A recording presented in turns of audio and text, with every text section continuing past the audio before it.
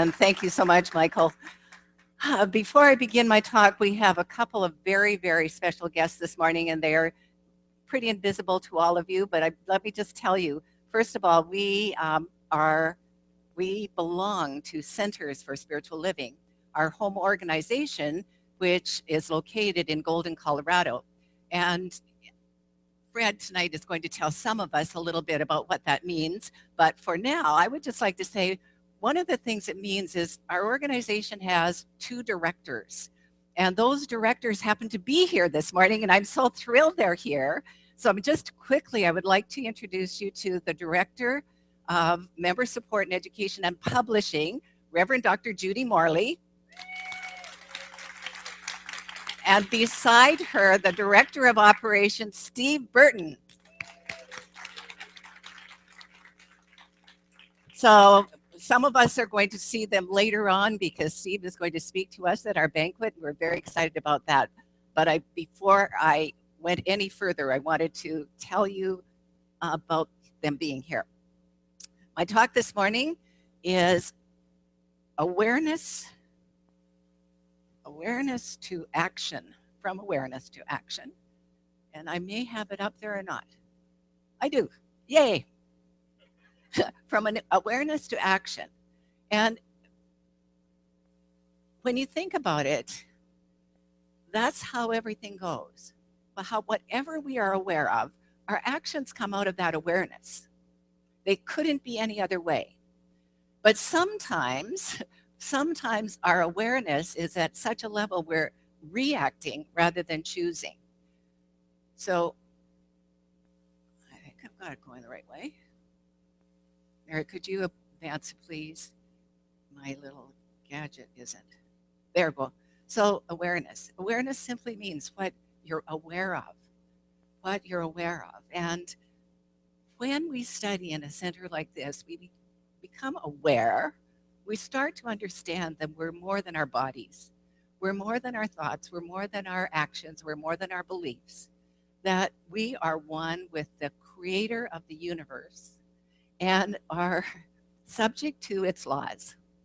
That we only thing that happens to us is what happens through us, through our beliefs, through our consciousness, through our awareness. And sometimes we're greatly aware, and I say awake. Sometimes we're awake. When we're awake, we know who we are. And when we know who we are, we know who everyone else is too. When we know who everyone else is, then our actions are loving, they're kind, they're responsible, resourceful.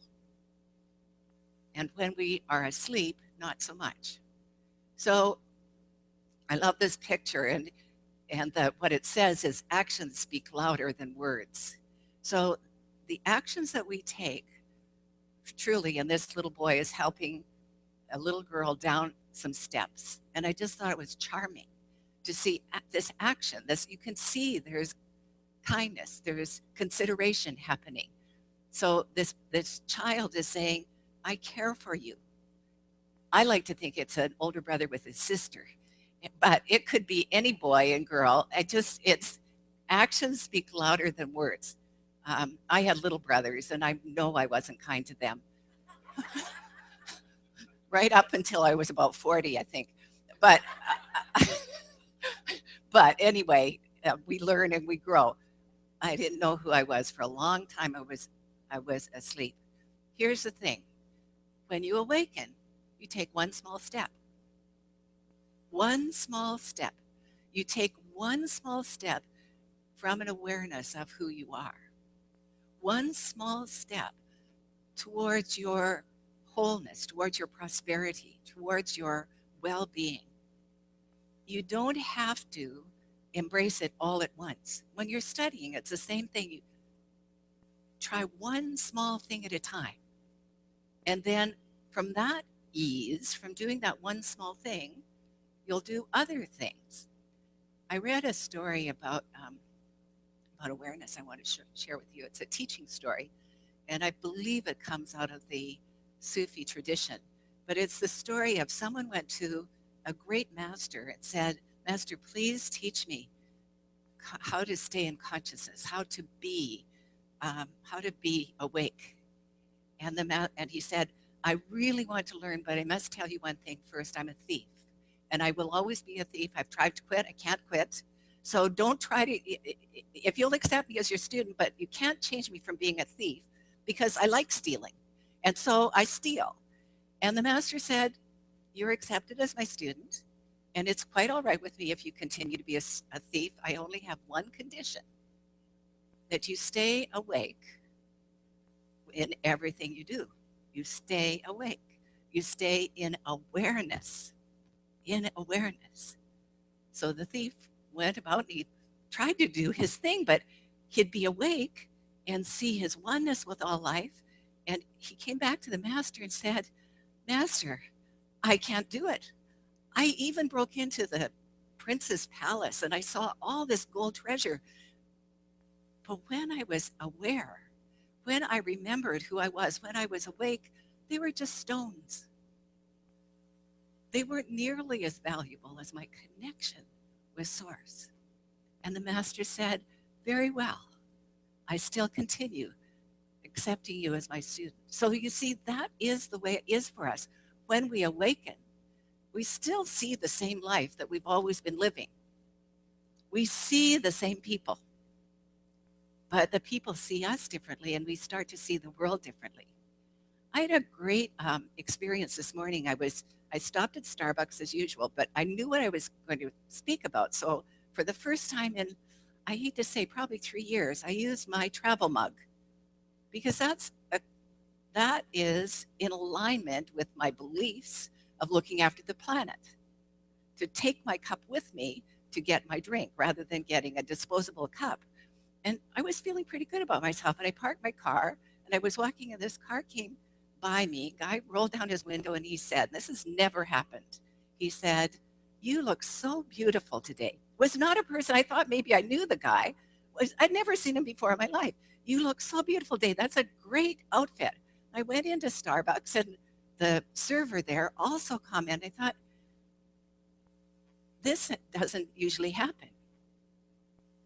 There was something else. So here's the other thing that happened. As you know, I frequent Starbucks quite often.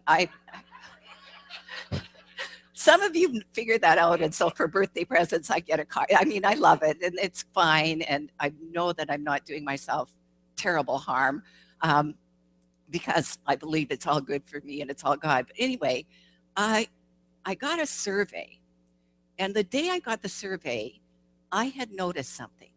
The women in that Starbucks are so good. They're great servers. Every single one of them knows me by name and knows what I drink, and they call me by name and start my drink even if they're not busy. The men don't have a clue.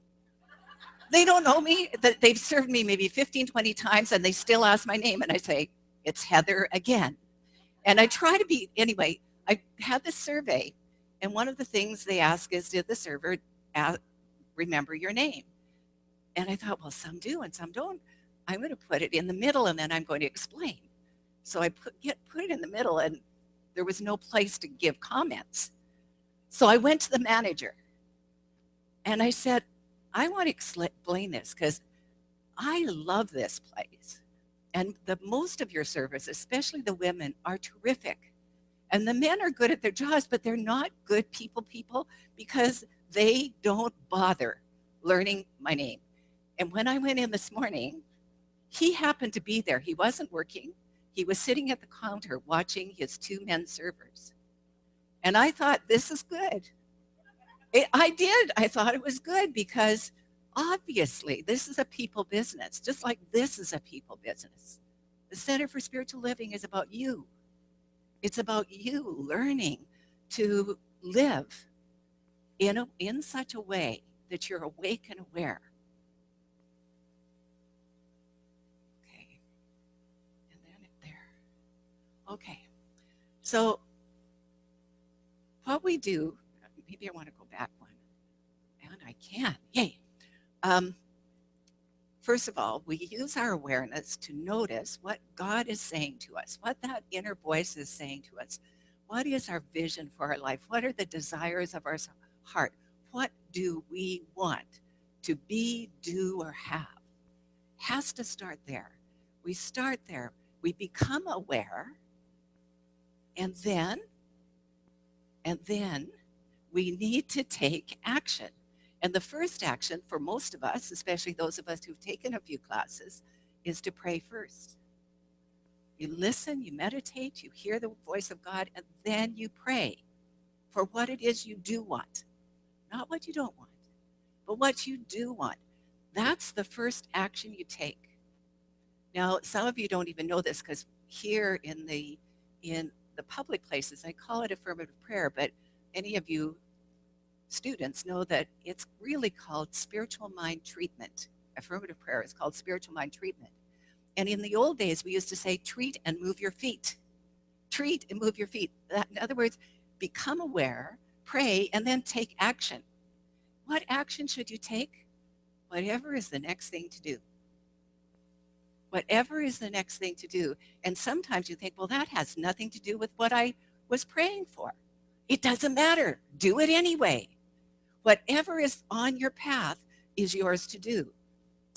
And this wonderful quote by Gandhi, the best way to find yourself is to lose yourself in the service of others.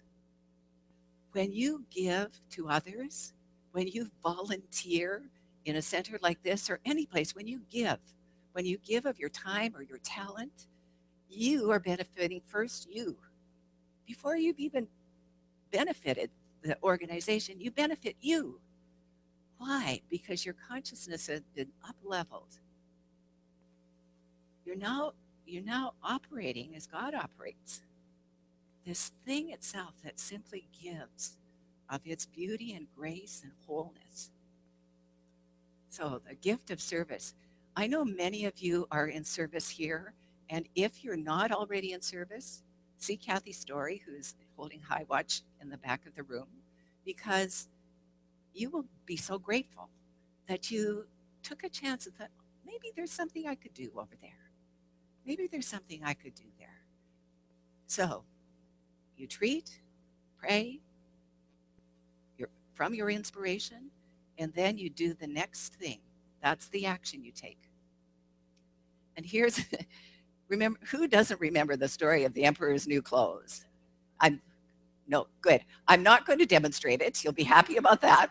But I just want to say that I love this little children's story because everyone was afraid to tell the truth but a child. Everyone was afraid to say what was obvious. The emperor doesn't have any clothes on. So here's the other thing for all of us to remember as we are taking action, to tell our truth about it. And our truth will never be about blame. It will never be about somebody else was wrong. Our truth will be something about the action of God in us or in another. Yesterday we had a memorial service for Bill Hart, who is one of our major donors and passed in July. And we miss him terribly. And it was a beautiful, beautiful service. And his grandson told a story that I was grateful he told, because Bill in classes often told about listening to Spirit within him. And then Spirit wouldn't let him go until he did whatever it was. So his grandson told the story about a challenge that Bill had. Bill was, he had a company, a compressor company. And someone came to him with an issue. They needed some work, and he said, I think I can help you, but I don't know exactly how to do it. And he puzzled about it for days. How can I make this work? How can I do this thing? And he was supposed to meet with the man the next day. That night, Spirit woke him up. Well, Spirit dreams through him and gave him the exact dimensions of the solution. And then gave it again, and then asked for Bill, this is all in his dream, asked Bill to say it back to him so that he had it correct, until he had it exactly right. When he had it exactly right, the dream was over, he woke up and wrote it down. So that's the way. All of us have that. We all have a connection to the divine that is infinite and eternal that knows more than we think we do. Because it knows everything, right? It knows everything. We have to get quiet. And if you're open to it coming in your dreams, it can come in your dreams. If you're not, then at least take 10 or 15 minutes daily where you get still. So that still small voice of the divine can speak and you can hear. I love Einstein's with this. A definition of insanity, I'm pretty sure it didn't come from him, is doing the same thing over and over and expecting different results. So are you guilty of that? Am I guilty of that? Sure, sometimes we go to sleep. Sometimes we go to sleep, we forget that awareness is everything. And we need to remember that if something isn't working, if we're doing the same thing over and over and over again, we get certain results. It's not just the doing, folks. If you're thinking the same thing over and over and over again, that's the first cause of all results. What are you thinking about? Oh. The more you resist, the more it persists. In the affirmation this morning that Vidette wrote, we talked about, we quit. We need to be able to be aware of our resistance and to let it go. It's so easy to say it, harder to do it, but it's true. If you find yourself resisting something, you know you're actually building in consciousness, you're building a place for it to be in your life, the thing you're resisting. While I was at that same Starbucks this morning, the manager was talking to his staff in a very friendly way, but he was talking about his 10-year-old son. And the 10-year-old son, they've just got a dog. And the 10-year-old said to him, Dad, I really loved having the dog and I don't mind taking him for the walks, but I really hate picking up the poop first before I put it in the bag. So talk about lack of awareness. They didn't know that you're supposed to put your hand in the bag first, then pick up the poop, right? Poor kid. So what are we doing out of, it's an amusing story, but in some ways, in some places in our life, we're picking up poop with our hands when we have a bag right there to pick it up with. In some places in our life, we're doing something that isn't becoming of the God we are, of the good we are, isn't becoming of the light we are. So here's the thing. You have the power to create light in the darkest days. Choose to shine. You have the power to create light in the darkest days, and the reason you do is because you are the light. It is your nature. If you're made in the image and likeness of the One, then this is who you really are. It is who you really are. So, what one step could you take today that would move you toward the good that you desire and claim? What one thing could you do right now to be in service?